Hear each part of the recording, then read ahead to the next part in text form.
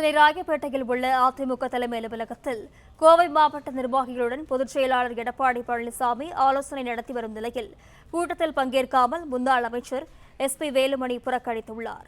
விவரங்களுடன் செய்தியாளர் பிரகாஷ் இணைப்பில் இருக்கிறார். வணக்கம் பிரகாஷ், விவரங்கள். அதிமுக பொதுச் செயலாளர் எடப்பாடி பழனிசாமி தற்போது கோயம்புத்தூர் மாவட்ட நிர்வாகிகளுடன் ஆலோசனை நடத்தி வருகிறார். இந்த கூட்டத்தை கோயம்புத்தூர் மாவட்டத்தைச் சேர்ந்த முக்கிய நிர்வாகியான முன்னாள் அமைச்சர் SP வேலுமணி புறக்கணித்திருக்கிறார். சட்டப்பேரவை தேர்தல் முடிவுகளுக்கு பிறகு SP வேலுமணி அவர்களுடைய தலைமையில எம்எல்ஏக்கள் தனி அணியாக செயல்பட்டாங்க. பல்வேறு குற்றச்சாட்டுகளை அதிமுக பொதுச் செயலாளர் எடப்பாடி பழனிசாமி மீது முன்வைத்தது குறிப்பிடத்தக்கது.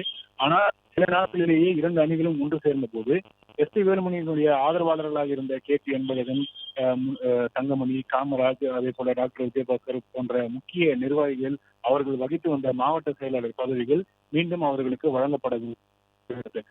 இந்த நிலையில இரண்டு அணிகளும் ஒன்று சேர்ந்த போதும் SP வேலுமணி அவர்களுக்கு மட்டும் அதிமுக பதவியானது வழங்கப்பட்டது.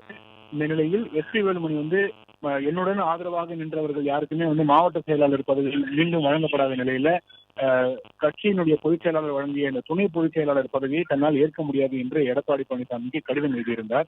தொடர்ச்சியாக எடப்பாடி பழனிசாமியை சந்திப்பதை தவிர்த்து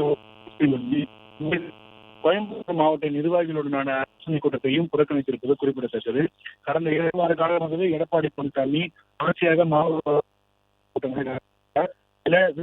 ஆதரவாக நின்ற தங்கமணி மற்றும் SM சுகுமார், KC வீரமணி போன்ற முக்கிய நிர்வாகிகளும் கடந்த நாட்களில் நடந்த இந்த ஆலோசனை கூட்டங்களை புறக்கணித்தது குறிப்பிடத்தக்கது. இந்த நிலையில் அந்த வரிசையில SP வேலுமணியும் இந்த கூட்டத்தை புறக்கணித்திருக்கிறார்.